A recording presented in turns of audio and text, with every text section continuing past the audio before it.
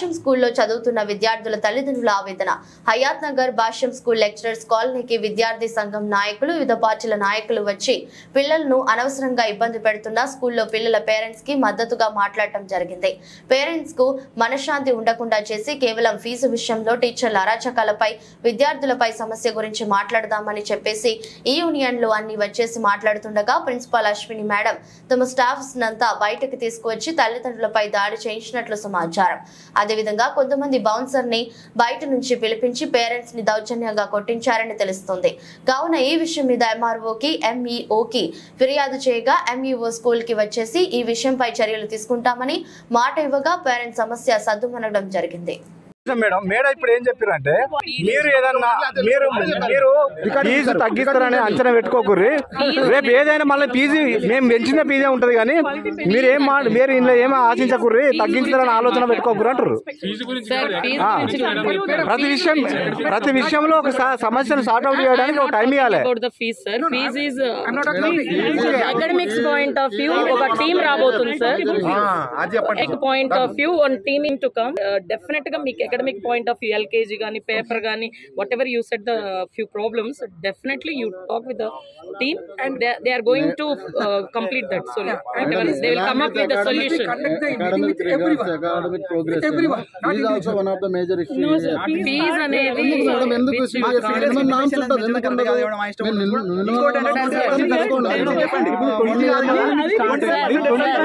fees anedi it's not even. Madam ఇప్పుడు మీరు మాట్లాడిర్రు సమస్య కొలిక్ వస్తుంది అనుకున్నారు. మేడం వచ్చిన తర్వాత మళ్ళీ ఉత్పన్నం అవుతుంది అనుమానం వచ్చింది. ఫీజు కాదు, వేరే వేరే సమస్యలు కూడా చెప్పారు వాళ్ళు. ఫీజు ఒక్కటి కాదు, ఇప్పుడు సార్ మాట్లాడింది కదా, అదొక్కటే కాకుండా ఇంకా వేరే సమస్యలు కూడా మేడం చెప్పారు. ఆమె ఏమంటది, మీరు ఏం చెప్పినా మీరు ఎంతమంది వెళ్ళిపోవాలనుకుంటారో వాళ్ళందరూ లిస్ట్ ఫీజు ఇస్తా, పైసలు ఇస్తా ఉంటుంది. ఎప్పుడు కట్టాలి అది అది మాట్లాడుతుంది.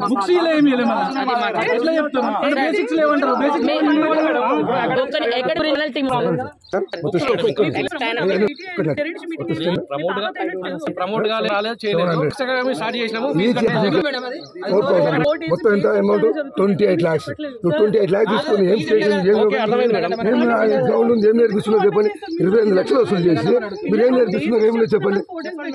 దాని సమాధానం చెప్పండి మేడం. మరి నాకు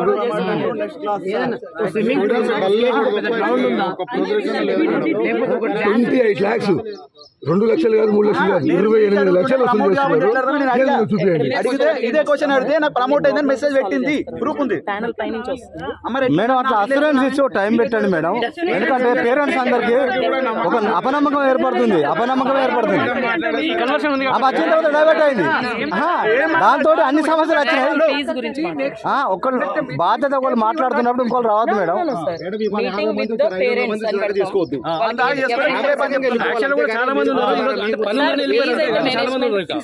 అది అసలు మనం మాట్లాడుతుంది అకాడమిక్స్ గురించి మాట్లాడుతున్నాం. ఎవరైతే ఎక్కువ అకాడమిక్స్ ప్రాబ్లమ్స్ చెప్పారో 7% వేస్తున్నారు మేడం. దాని ప్రకారం ఉండండి, నో ప్రాబ్లం. మేము ఫీజు గురించి కూడా అంటలేము. యాక్టివిటీ అనేది ఇంక్లూడ్ ఫీజు గురించి ఫీజు అనేది వదిలిపెట్టాను. యాక్టివిటీ ఫీజు తీసేయాలి అందులోకి వెళ్ళి. ఒకసారి టైం తీసుకొని మీటింగ్ అరేంజ్ చేయండి. మీటింగ్ అరేంజ్ చేస్తే పరిష్కార మార్గం దొరుకుతుంది. 10 ఏళ్ళు మీరే ఎక్కువ కడతారు. ఇప్పుడు నా దగ్గర 70 ఏళ్ళు కడుతున్నారు, ఒక్క కంప్లైంట్ లేదు మేడం. ఆ స్థాయిలో రీచ్ అయితే పేరెంట్స్ కట్టడానికి ఇబ్బంది కాదు. అట్లా రీచ్ అయితే లేరనే ఒక బాధ వీళ్ళకు. 10 to 20 మెంబర్స్ స్టూడెంట్స్ అట్లా రీచ్ అయితే లేరనే ఒక బాధ.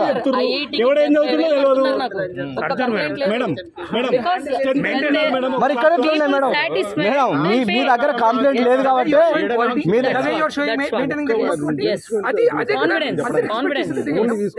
when you satisfied your kid is improving, then you will pay. You won't come with other parent. Madam quality బాగుందని ఒకసారి అడగండి అందరినీ.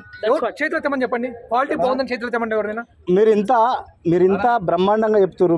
మీలో ఆ సబ్జెక్ట్ టెక్నికల్ ఉంది కాబట్టి చెప్తారు. మరి వీళ్ళ ఈ పేరెంట్స్ ను మెప్పించేంత కెపాసిటీ లేదంటే ఇక్కడ అటు నాణ్యత లేదన్నట్టే కదా మేడం. 10 years ముందు నేను కూడా అతనే మేడం ఆమె డబ్బులు గుంజడమే తెలుసు కానీ పేరెంట్స్ కానీ విద్యా సంస్థలను మేనేజ్ చేసుకుని మంచి పిల్లలకు మంచి విద్యా బోధన ఇవ్వాలండి. ఎంత స్ట్రెంత్ ఉండాలి? 50 మందిని పెట్టి మా వాళ్ళు రూల్ అంటే ఇంకా అన్ని నడుస్తాయి. ఒక 5-10 మెంబర్స్ అటు ప్లీజ్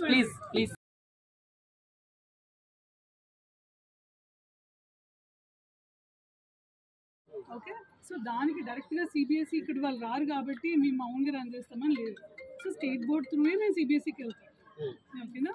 ఏదైనా సరే మేము సిబిఎస్ఈ కింద స్కూల్ రన్ చేస్తున్నాం కాబట్టి సేమ్ అలాగే రన్ చేయాలని లేదు. ఎందుకంటే మాకు ఎఫిలియేషన్ క్యాన్సిల్ అయిపోతుంది. ఓకేనా? సిబిఎస్ఈ ఏమంటుంది, ఇంత ఇన్ఫ్రాస్ట్రక్చర్ ఉండాలి, లోపల బుక్స్ ఇన్ని ఉండాలి, సిస్టమ్స్ ఇన్ని ఉండాలి, టీచర్స్ పే స్కేల్స్ ఇంత ఉండాలి, అలా ఉంటేనే మీరు సిబిఎస్ఈ ఎఫిలియేషన్ ఉన్నట్టు, లేకపోతే మేము క్యాన్సిల్ చేస్తాము అంటారు. సో దానికి మ్యాచ్ చేస్తానే మేము సిబిఎస్ఈ స్కూల్ రన్ చేయాలి, అలాగే ఫీజు పెంచాలి, ఎంత ఫీజు ఉందో దానికి మ్యాచ్ చేయాలి. సో నేను ఇప్పుడు ఏం చెప్తున్నానంటే మళ్ళీ మీరు ఎక్స్పెక్టేషన్స్తో వస్తారేమో, మా ఫీజు ఇంతే ఉంటుంది. ఓకే, నెక్స్ట్ ఇయర్ అయినా సరే సిబిఎస్ఈ ఏం చెప్తుందో దాన్ని మేము ఫాలో అవ్వాల్సి వస్తుంది. మేడం, ఫీజులు పెంచే స్థానంలో ఎప్పుడైనా పేరెంట్స్ మీటింగ్ పెట్టి వాళ్ళకి ఇన్ఫార్మ్ చేస్తూ మాట్లాడవలసిన బాధ్యత మేనేజ్మెంట్ ఉండాలి కదా విషయం. మరి వాళ్ళకి నోటీసులు పెట్టకుంటే 1 or 2,000 పెంచుతా ఉన్నారు. ఈ ఇయర్ ఏమైందంటే 10,000 పెంచారు. సో మేము కట్టలేము. మా అడ్మిషన్ ఫీజు మాకు ఇచ్చేసి రిటర్న్ మా టీసీలు మాకు ఇస్తే మేము వెళ్ళిపోతాం జాగ్రత్తగా, అంతే. అంతేగాని ఫీజు అని మీరు మాత్రం డిక్లేర్ చేస్తే మాత్రం సిబిఎస్ రూల్ ప్రకారం మా అడ్మిషన్ ఫీజు మాకు రిటర్న్, మీరు ఇంతే ఉంటుంది ఫీజు ఇంతే ఉంటుందని మీరు డిక్లేర్ చేస్తే మేము పేరెంట్స్ ఈజీగా ఒక అంటే మేము ఫీజు కట్టిన వాళ్ళ పిల్లలు నెత్తిలో కూర్చోబెట్టుకునే ఎగ్జామ్. మేడం, ఒకవేళ మీరు ఫీజు ఇష్టం వచ్చినట్టు పెంచితే గవర్నమెంట్ ఏమన్నా యాక్షన్ తీసుకుంటే అవకాశం ఉంటుందా? ఇప్పుడు తెలంగాణ గవర్నమెంట్ ఇక్కడ జరిగే తెలంగాణ గవర్నమెంట్ ఆధ్వర్యంలో జరుగుతుంది, ఇక్కడ స్కూల్ ఇక్కడనే ఉంది. మీరు ఇష్టారాజ్యంగా పెంచితే తెలంగాణ గవర్నమెంట్ ఏదైనా యాక్షన్ తీసుకోవడానికి అవకాశం ఉంటుందా ఉండదా? వినండి మేడం, దయచేసి. తెలంగాణ గవర్నమెంట్కు మీరు ఇష్టారాజ్యంగా పెంచిన ఫీజుల మీద గవర్నమెంట్ ఏదైనా యాక్షన్ తీసుకోవాల్సిన అవసరం ఉన్నదా ఉండదా? రైట్స్ ఉంటాయా లేవా? మరి మీరు గవర్నమెంట్ అండర్టేకింగ్ లో జరిగినటువంటి సమస్యలను మీరు ఇష్టారాజ్యంగా చేసుకుంటే పేరెంట్స్ మీటింగ్ పెట్టకుండా మీరు ఎట్లా పెంచుతారు ఫీజులు?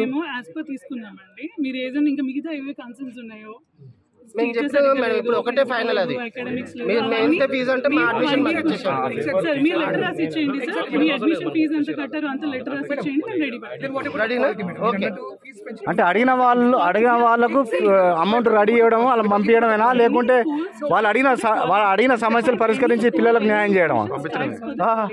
So for that we should have continuous training. This is what we are trying to explain, like what about the quality when you are increasing the education fees and all, what about the quality?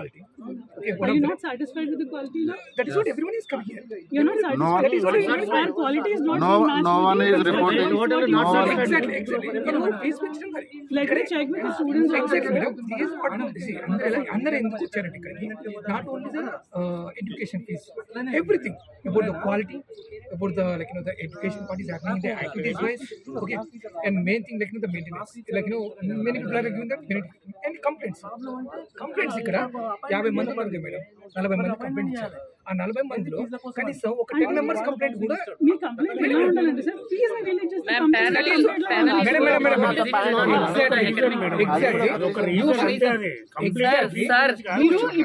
sir agreed that he is going to send one panel team to know the problems of the parents academics point of view. So A problem ఉన్నా team వస్తుందండి sir. Madam చెప్పేది వేరేగా ఉంది కదా, వెళ్ళిపోండి అని చెప్తాను. బోర్డులో బయట పెట్టండి, ఎంత ఫీజులో బయట పెట్టండి. మీకు ఫీజు మరి హైక్ చేసేటటువంటిది 5 to 10% ఉండాలి, కానీ మీరు ఒకే విధంగా ఎక్కువ పెంచడానికి మీ మాట ప్రకారం 10 చేశాను సార్, మీకు చెప్పాను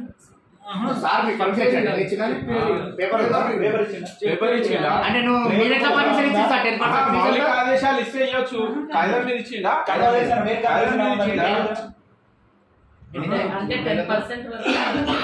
యాక్చువల్ ఫీజు ఎంత మేడం? నర్సరీ మీద ఫీజు చెప్పండి, కొంచెం చెప్పండి. 83,000 సార్ యాక్చువల్ గా జ్యూస్ తీసుకురండి మేడం. ఫీజు ఎంత నర్సరీ? జ్యూస్ తర్వాత నర్సరీ ఫీజు ఎంత మీ దగ్గర? ఫస్ట్ అది అడుగు. నర్సరీ ఫీజు ఎంత సార్? నర్సరీ ఫీజు ఎంత సార్? వీళ్ళ భాష్యం స్కూల్ అని చెప్పి రాసి కింద కొటేషన్ ఇవ్వాలి, ఏదో పేపర్ మీద. ప్రభుత్వం అంటే లెక్కలే సార్, ఎంఈఓ అంటే లెక్కలే, బిఓ అంటే లెక్కలే, ఏడి మేడం ఫోన్ చేద్దాం లెక్కలేదు. ఇంతమంది 10% 2 years కాలే మీకు హైక్ కావాలా? సమాధానం ఇది.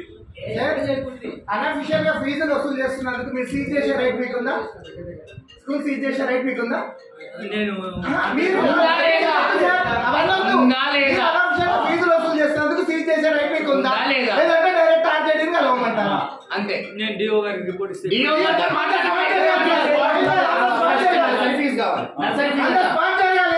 అడ్మిషన్ ఫీజు పేరెంట్స్ వచ్చి కూర్చున్నప్పుడు ఎడ్యుకేషన్ ఇన్స్టిట్యూషన్ రన్ చేసినప్పుడు టీచర్ సాలరీస్ ఇచ్చుకోవాల్సిన రెస్పాన్సిబిలిటీ వాళ్ళది. వాళ్ళ విషయాల్లో పేరెంట్స్ ముందు ధర్నా చేసే రైట్ ఎక్కడిది? పొద్దున 7 నుండి బయటనే ఉన్నారు పేరెంట్స్.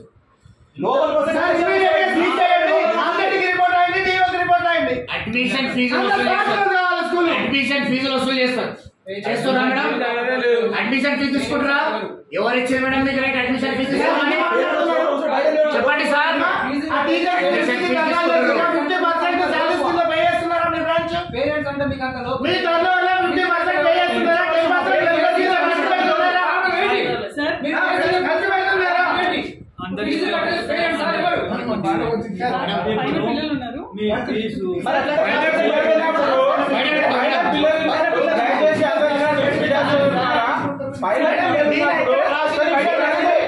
పైన పిల్లలు ఉన్నప్పుడు మిమ్మల్ని యాక్షన్ తీసుకోమంటున్నారు. తీసుకోండి. మేనేజ్మెంట్ యాక్షన్ తీసుకున్నప్పుడు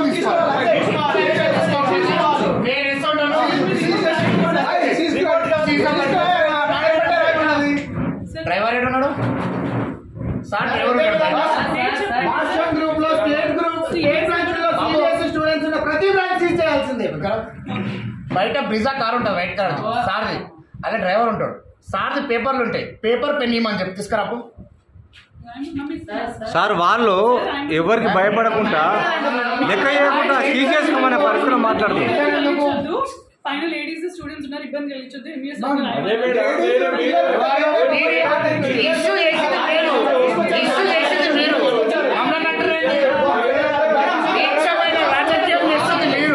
అక్రమంగా దోచుకుంటుంది మీరు, అలా మాటలు మాట్లాడుతుంది మీరు. ఫీజులు అట్ట ఊళ్ళో తీసుకోమని చెప్పింది ఎవరు మేడం? సిబిఎస్ఈ ఇచ్చిందా? నామ్ ప్రకారం సిబిఎస్ఈ నామ్ ప్రకారం ఎందుకు ఫీజు? మీ నర్సరీ ఫీజు ఎంత? మీ అడ్మిషన్ ఫీజు ఎంత తీసుకుంటారు? అన్ని సర్కిల్ మీరు కంప్లైంట్ చేయండి, మేము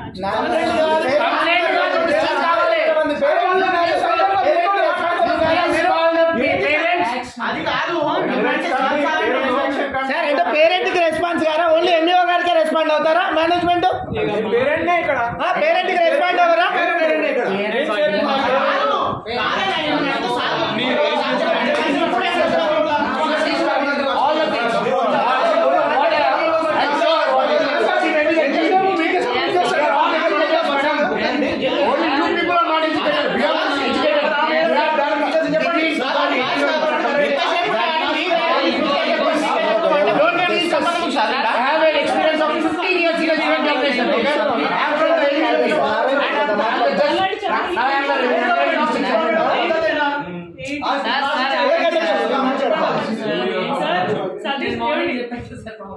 ఇలాంటి ఎన్వైరన్మెంట్ చదవడం మీకు ఇష్టం?